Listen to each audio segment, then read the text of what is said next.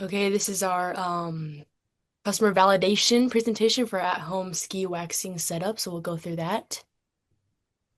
I'm Kate Pitkin. I'm Mia Kidini. I'm Rachel Boyer. I'm Ro Malaga. I'm Weston Means. Okay, real quick, I'll just kind of go through our ideas and the problems that it solves. So our idea is a collapsible ski waxing setup. So it is something that kind of looks like a table that holds skis or snowboards and simultaneously has something underneath that catches any debris or wax that comes off while you're working. That can be conveniently put back up and put in a closet or somewhere where it doesn't take up a lot of space.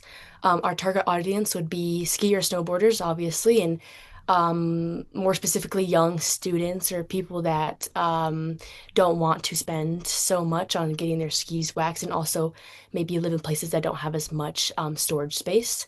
Some of the problems that it solves are messy cleanup, expensive alternatives like going into a shop instead of doing it yourself, and inconvenience, like I said, it taking up a lot of space or having to have like a separate workspace to be able to do it.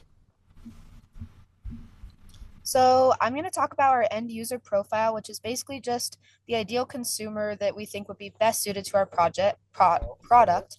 For demographics, I see the age as about 18 to 25, location in Salt Lake City or around there.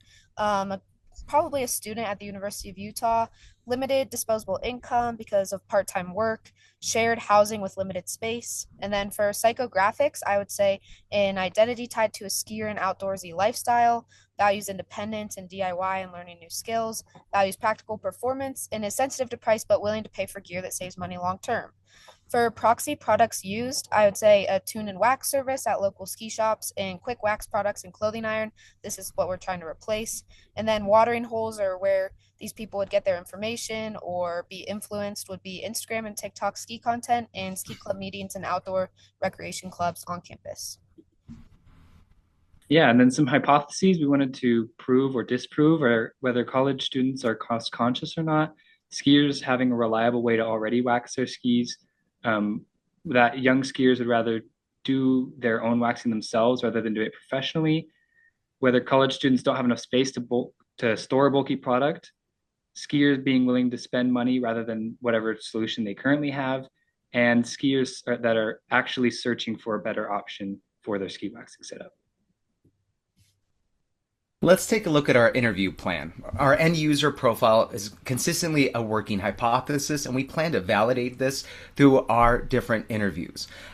We have a total of 5 different team members. Each team member is going to conduct 2 different interviews for a total of 10 interviews total. And that's going to be with recreational skiers who ski at least 10 days per season. And we're going to be reaching out to these skiers through the U of U Ski Club, through local ski communities, even online ski groups. These interviews are going to be focusing on waxing behavior, frustration, and pain points, decision making, or not necessarily pitching a solution, right? Some of our learning objectives are going to go ahead and center around different questions that are going to validate or invalidate our assumptions on convenience, cost, confidence gaps around ski waxing, and if they're accurate. Some of the questions are going to be around how skiers currently maintain their skis, what frustrates them most about waxing right now, what prevents them from waxing at home, how they decide between shops and different alternatives, and how important ski performance feels relative to their time and cost. We're going to be looking for patterns across the interviews, and that's going to help confirm or challenge our end user profile. Yeah, so this is the second part of that. Like Rose said, this will be validating these yes/no signals from our interviews that will confirm the end user profile or tell us to pivot away from our initial ideas.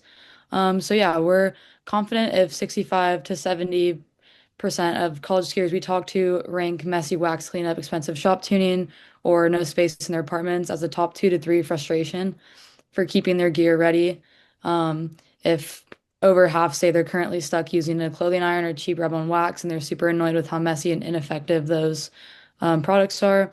And interviewees that are willing to pay 50 to $100 for a compact collapsible at home setup that fixes the mess and space without hassle or extra frustration. But if fewer than half even mention mess, cost, or cramped storage as real problems, or if more just shrug and say, I'll drop it at the shop, like it's fine. I don't really care about doing it myself. Then those college kids aren't our beachhead, and we'd probably need to shift to a different group entirely rather than chasing the wrong customer all semester.